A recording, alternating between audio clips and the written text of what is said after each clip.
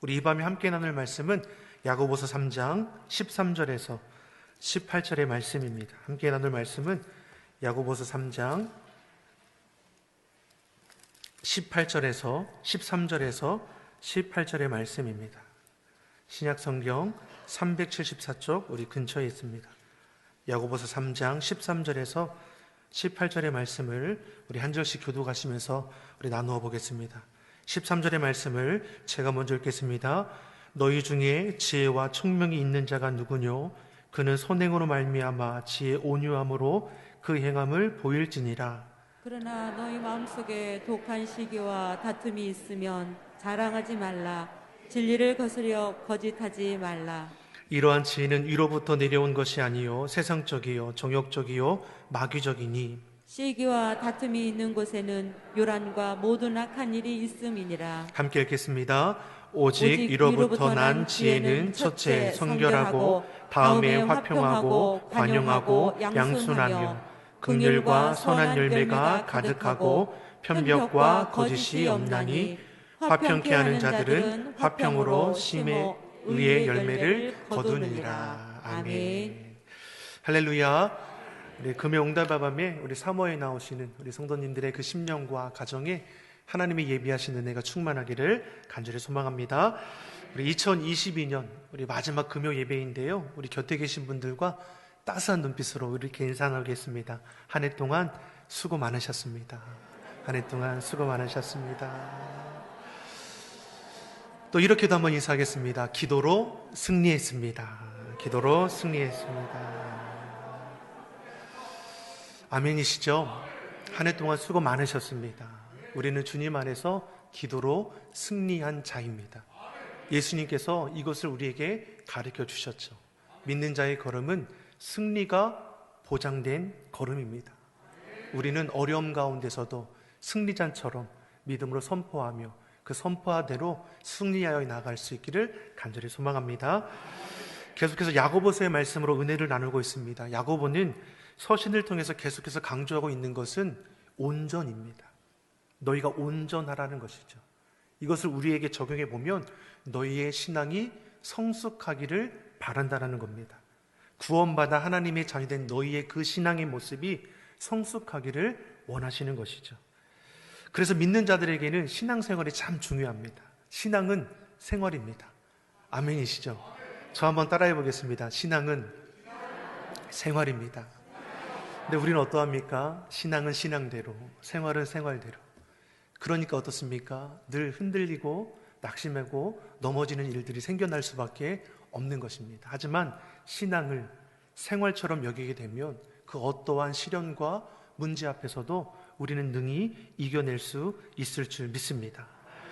신앙이 있다고 하면서도 그 신앙의 모습이 생활 가운데 우리가 드러나지 못할 때가 참 많이 있죠.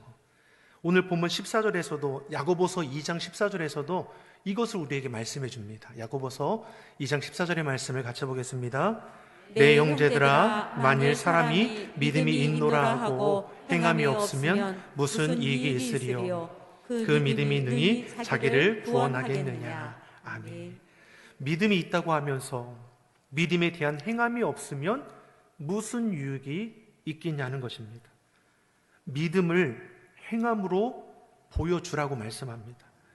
행함은 없고 직분과 직책만 있고 마음만 있는 신앙의 모습이 아니라 생활 속에서 그 신앙의 모습이 나타나야 하는 것이죠. 사랑의 모양으로, 헌신과 수고의 모양으로, 충성의 모양으로 우리의 믿음이 드러나야 하는 것입니다. 이처럼 야고보는 성숙한 성도로서 행함이 있는 믿음을 나타낼 것을 강조해 줍니다. 야고보서 1장에서는 어땠습니까? 잠깐의 시련 때문에 낙심하거나 의심하지 말라라고 했습니다. 왜냐하면 성숙한 성도는 시험 가운데서 좌절하는 것이 아니라 하나님의 약속의 복을 바라볼 줄 아는 자이기 때문입니다. 2장과 3장에서는 어떻게 말씀하십니까? 믿음이 있다고 하면서 사람을 차별하여 대하거나 한 입으로 하나님을 찬양하기도 하고 사람을 저주하기도 하는 그 행위를 경계할 것을 말씀했습니다.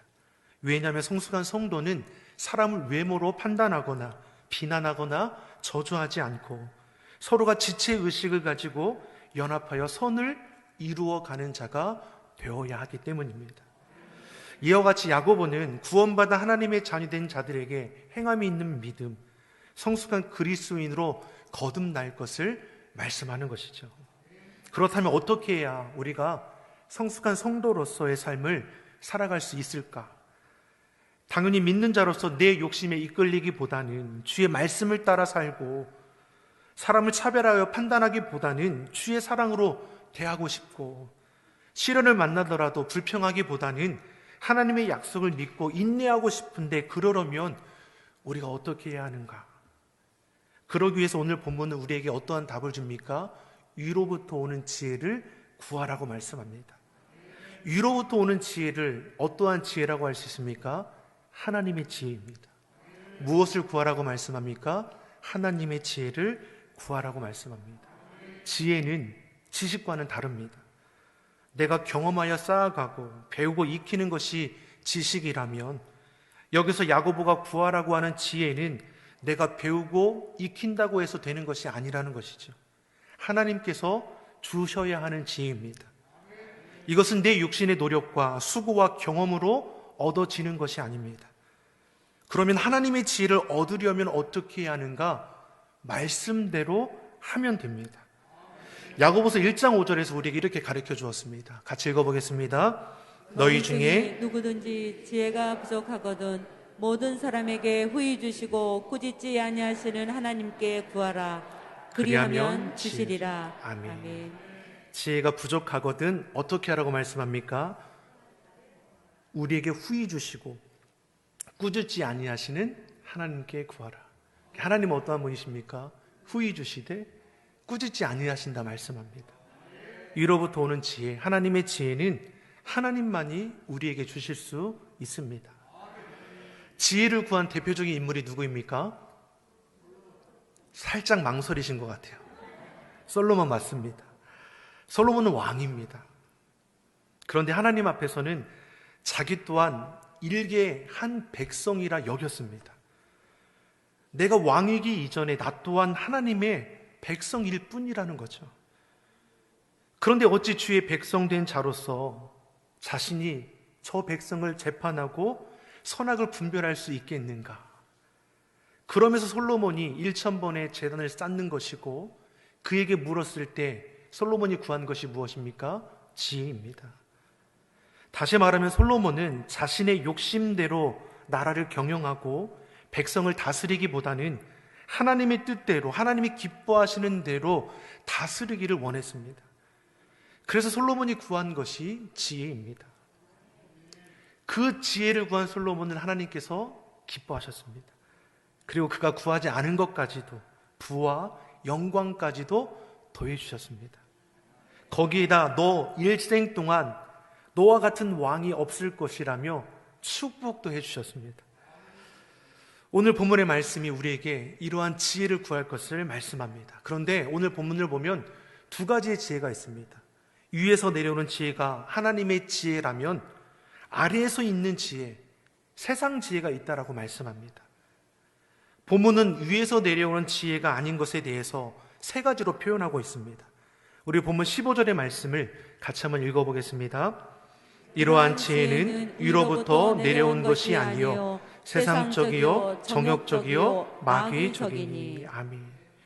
위로부터 내려오는 하나님의 지혜와는 상반되는 아래에서 있는 지혜가 있습니다. 이에 대해 말하기를 이것은 땅 위의 것이고 정욕의 것이고 귀신의 것이라고 말씀합니다. 땅의 것이라는 것은 하나님을 기준하여 살지 않는 것을 말하는 겁니다. 세상 기준, 세상 가치, 세상적인 판단, 세상적인 관점에 맞추어져 있는 겁니다. 그러니 세상 속에서의 성공, 영화, 세상에서 누릴 유익을 위해 살아가게 되는 것입니다.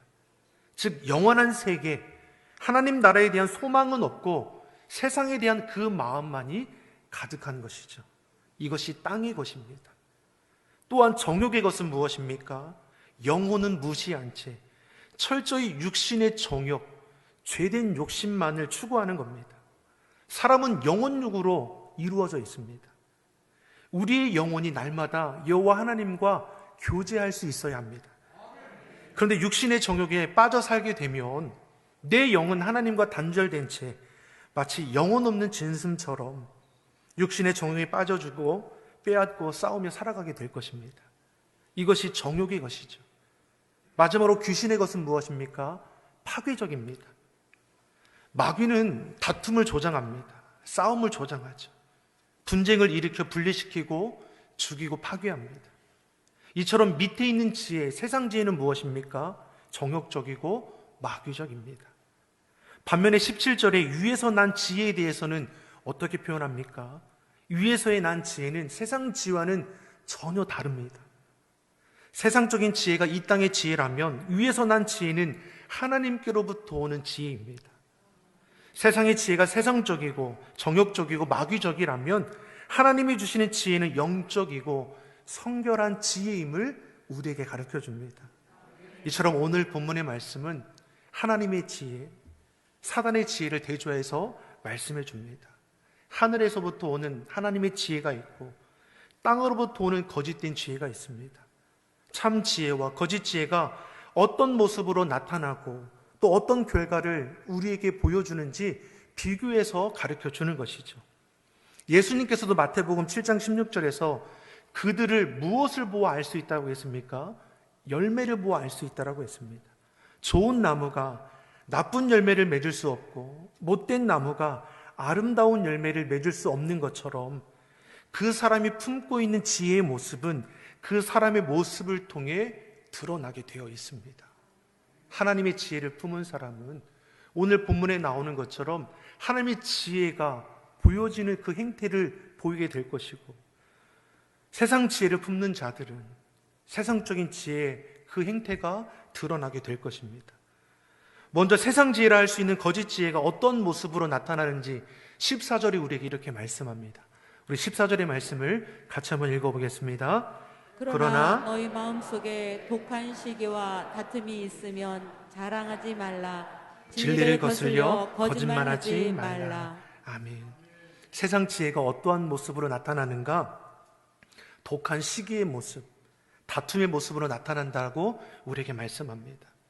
시기는 그 뿌리가 이기적인 욕심에 있습니다. 내 중심인 것이죠. 나만 잘 되면 되는 겁니다. 그러니 남이 잘 되는 꼴을 보기가 싫습니다. 남이 실수하고 문제가 생기는 것이 왜 이렇게 좋은지 모릅니다. 그것이 바로 시기인 것이죠. 하나님께서 아벨의 제사를 받자 가인이 동생을 돌로 쳐 죽이죠. 독한 시기의 모습입니다. 요셉이 야곱의 아버지의 사랑을 독차지하게 되자 형들이 동생을 노예로 팔아버리죠. 사울왕은 다윗의 인기가 높아지자 죽이고자 음모를 꾸밉니다. 이처럼 세상 지혜는 독한 시기, 이기적인 욕심의 모습으로 나타나는 겁니다. 혹 우리 안에 이러한 모습이 있다면 우리는 주님 앞에 다 씻어버릴 수 있기를 간절히 소망합니다. 또한 세상 지혜는 다툼으로 나타난다고 했습니다. 다툼이 무엇입니까? 서로를 분리시키는 겁니다. 한 공동체 안에서 당파를 만들어 분열을 초래하는 것도 여기에 포함될 겁니다. 교회 안에서 다양한 모임이 있는 것은 분열을 초래하기 위한 것이 아니라 하나님의 일을 더욱더 효율적으로 담당하기 위한 것입니다. 그런데 하나님의 일을 핑계 삼아 재미나 즐거움을 위한다거나 서로를 헐뜯는다거나 서로가 연합하지 못하고 대립하는 것은 결국 세상 지혜라고 우리에게 말씀하는 것이죠. 이처럼 세상 지혜, 거짓 지혜는 독한 시기와 다툼으로 우리의 영혼을 병들게 할 것이고 우리의 공동체를 훼손시키게 될 것입니다. 이러한 공동체를 훼손시키는 독한 시기, 다툼은 우리가 경계해야 하는 겁니다.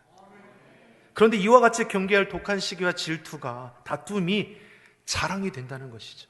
이 시대가 그러합니다. 세상적이고 정욕적이고 마귀적인 것을 자랑이 되고 정직하여 믿음 지키고 살려는 사람이 오히려 손가락질 받는 이 시대입니다. 학생들이 욕설을 잘하는 것이 무슨 이 자랑거리가 되는 겁니까? 가출하는 것이 자랑거리가 되는 겁니까?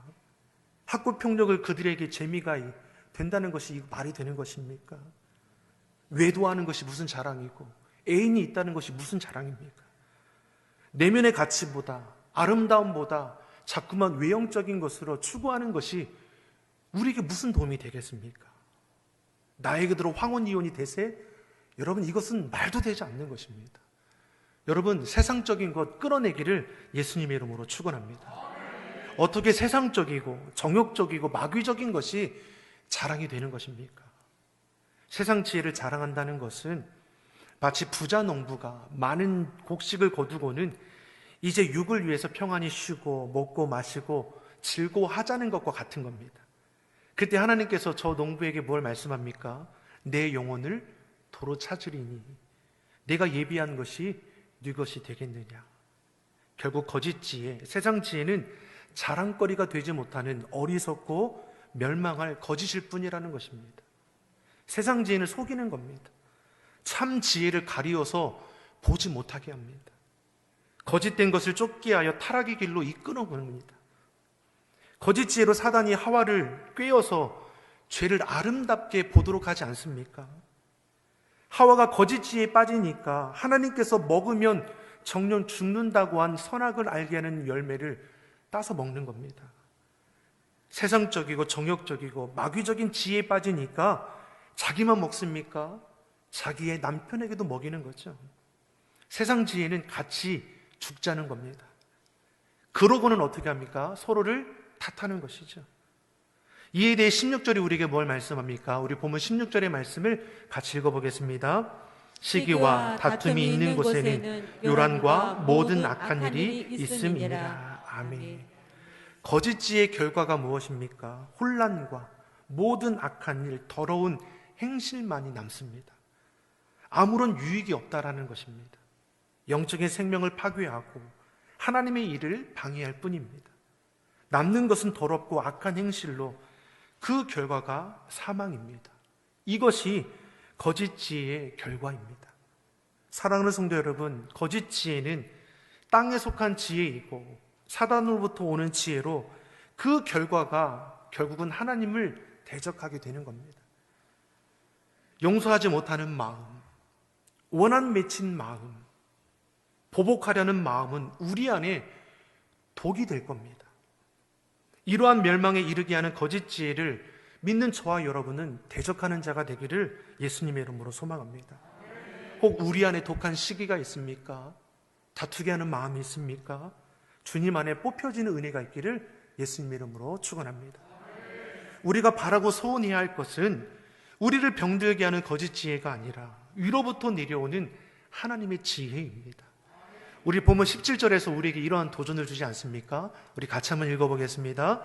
오직 위로부터 난 지혜는 첫째 성결하고 다음에 화평하고 관용하고 양순하며 긍휼과 선한 열매가 가득하고 편벽과 거짓이 없나니. 아멘. 예수님 믿어 구원받아 하나님의 자녀된 너희는 하나님의 지혜를 소유할 것을 우리에게 말씀하죠. 17절에 하나님의 지혜가 우리 삶의 8가지 모습으로 나타난다고 했습니다. 먼저는 성결함으로 나타난다는 겁니다. 하나님은 성결하신 분이십니다. 또한 하나님의 지혜를 받은 사람의 그 삶도 성결해야 할 것입니다. 죄에 대해서 민감하게 반응할 줄 알고 죄로 인해 부패되거나 오염되지 않도록 우리를 지켜내게 할 것입니다. 예전에 노래방 가면 노래 부르는 것이 참 즐거웠는데 이제는 예배 가운데 찬양하는 것이 더 즐겁습니다. 한두 잔 마시는 거 참 쏠쏠했는데 이제는 한 장, 두 장 주의 말씀 보는 것이 재미가 있습니다. 쉬는 날이면 이곳저곳 다니는 것이 즐거웠는데 이제는 주님의 일을 감당하는 것이 즐겁습니다. 하나님의 지혜는 이처럼 우리를 성결하게 바꾸어 가는 겁니다. 이 자리에 계신 분들은 이미 많이 바뀌어졌습니다.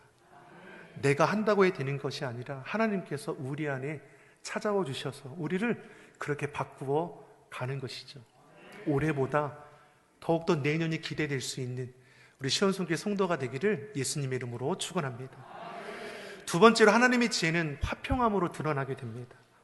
하나님의 지혜가 있는 곳에서는 싸움이 끝나게 되어 있고 관계가 회복되게 되어 있습니다. 하나님의 지혜는 평화가 있습니다. 마음을 같이 합니다. 관계가 좋아집니다. 세상 지혜가 독한 시기와 다툼으로 분열을 조정하고 혼란스럽게 하지만 하나님의 지혜는 모든 사람과 더불어 화평하게 합니다. 우리에게도 주신 직책이 무엇이라고 말씀합니까? 사도 바울은 화평케 하는 직책을 주셨다라는 것이죠. 또 세 번째, 하나님의 지혜는 관용으로 나타납니다. 이 시대는 어떠합니까? 기다리지 못하고 참지 못하는 시대입니다. 작은 실수에도 소리가 커지고 꼬투리만 잡혀도 난리가 나는 거죠. 그러나 관용은 배려해 주는 겁니다. 무례히 행하지 않는 겁니다. 오만하지도 않고 교만하지도 않는 겁니다. 관용은 상대방이 비록 잘못은 했을지라도 정죄하거나 비난하지 않고 포용해 줄 수 있는 겁니다. 누군가 내게 잘못하거나 본의 아니게 해를 끼치게 될 때 그럴 수도 있지. 관용함으로 대할 수 있는 주의 성도들이 되시기 바랍니다. 옆 사람에게 이렇게 고백하겠습니다. 괜찮아, 그럴 수 있지. 여러분, 누군가 나에게 마음을 상하게 한다면 같이 해보겠습니다. 괜찮아, 그럴 수 있지. 나는 죽어도 못하겠다, 이렇게 생각하지 마시고 하나님의 지혜가 우리 가운데 충만함으로 우리가 관용함으로 대할 수 있기를 간절히 소망합니다. 네 번째로 하나님의 지혜는 양순함으로 드러난다고 했습니다. 양수는 공동체 안에서 다른 사람들의 의견을 존중해 주는 겁니다. 상대방을 인정해 주는 겁니다. 그 사람의 뜻을 함께해 주는 겁니다. 대립하려는 것이 아니라 연합하게 하는 것이죠. 공동체 안에 이 양수는 너무나 중요합니다. 서로가 서로를 이해하고 배려해 주고 판단하지 않는 것이죠. 존중함으로 연합할 수 있는 그런 우리의 모습이 되기를 소망합니다. 다섯 번째, 하나님의 지혜는 긍휼함으로 드러나게 되어 있습니다. 우리의 죄와 허물로 우리는 이미 죽었던 죄인입니다. 그러한 우리를 예수님의 보혈의 피로 우리를 깨끗게 하셨습니다. 이것이 긍휼입니다. 이처럼 하나님의 지혜는 긍휼함으로 나타납니다. 긍휼이 무엇입니까? 불쌍히 여기는 거죠. 하나님의 눈으로 어여삐 바라보는 것입니다. 하나님께서 우리를 그렇게 바라보신 것이죠. 죄 가운데 있었을지라도 하나님은 우리를 어여삐 바라보십니다. 그러니 독생자 예수님을 이 땅 가운데 보내시는 것이고 우리를 대신하여 대속죄물 삼으신 것이죠. 상대방의 필요를 살피고 사랑으로 베풀어 줄 수 있는 거 긍휼입니다. 여러분, 긍휼의 눈으로 주변을 바라보십시오. 여러분, 좀 나누어 주십시오. 여러분, 좀 사랑의 말로 위로해 주십시오. 힘들다 어렵다 있는 이때에 믿는 사람들끼리 서로 연합하고 위로해 주고 함께 기도해 주고 협력해 주고 나누어 주고 베풀어 주시고 또 뭐가 있을까요? 인사해 주고 신발 신겨 주고 양발도 신겨 주고 밥도 먹여 주고 음료수도 사줘 보고 또 뭐가 있을까요? 여러분, 하나하나 내가 할 수 있는 작은 것을 하고 섬겨줄 수 있는 은혜가 있기를 간절히 소망합니다. 그러니 하나님의 지혜를 통해서 이러한 놀라운 선한 열매가 맺게 될 것이고 무엇보다 하나님의 지혜는 편견이 없다라고 했습니다. 사람을 외모로 판단하거나 차별하지 않습니다. 편견을 가지고 사람을 대하지 않습니다. 비교하지 않습니다. 그 모습 그대로 인정해 주는 겁니다. 또한 하나님의 지혜는 거짓이 없다라고 했습니다. 위선, 가식이 없이 진실합니다. 겉과 속이 다르지 않습니다. 두 마음을 품지 않습니다. 숨기거나 감추거나 속이는 거 없이 있는 그대로의 자신을 나타낼 수 있습니다. 이처럼 하나님의 지혜는 우리의 삶을 성결하고 화평하고 친절하고 온순하고 자비와 선한 열매가 풍성하고 편견과 위선이 없는 모습으로 나타나게 합니다. 그러니 야고보는 예수님 믿어 하나님의 자녀된 너희는 이 땅 위의 것, 정욕의 것, 귀신의 것이 아닌 위로부터 내려오는 하나님의 지혜를 사모하라 말씀하는 것이죠. 말씀을 정리해 보겠습니다. 하나님께서는 독한 시기와 다툼이 난무하는 이 시대에 예수님 믿어 구원받아 하나님의 자녀된 우리를 화평케 하는 자로 불러주셨습니다. 저와 여러분이 성숙한 그리스도인으로서 세상과 짝하지 않고 오직 하나님의 지혜로 화평케 하는 자로 쓰임받기를 예수님의 이름으로 축원합니다. 그러기 위해서 하나님의 지혜를 사모하십시오. 하나님의 지혜를 위해서 기도하십시오. 또한 하나님의 지혜를, 하나님의 말씀을 깊이 묵상함으로 날마다 누리고 나아가시기를 바랍니다. 우리 인생의 열매가 시기와 다툼이 되는 것이 아니라 의의 열매가 되기를 예수님의 이름으로 축원합니다. 기도하겠습니다. 사랑의 하나님 아버지, 우리의 삶의 모습이 세상 지혜에 현혹되어 악한 시기와 다툼의 삶이 되지 않게 하여 주시옵소서. 편견과 거짓으로 맡긴 담들이 허물어지게 하여 주시옵소서. 우리가 하나님의 지혜를 사모합니다. 하나님의 지혜를 우리 가운데 부어 주시옵소서. 하나님의 지혜로 우리의 삶이 성결하고 화평하고 관용하고 양순하며 긍휼과 선한 열매로 가득하게 하여 주시옵소서. 감사드리며 예수님의 이름으로 기도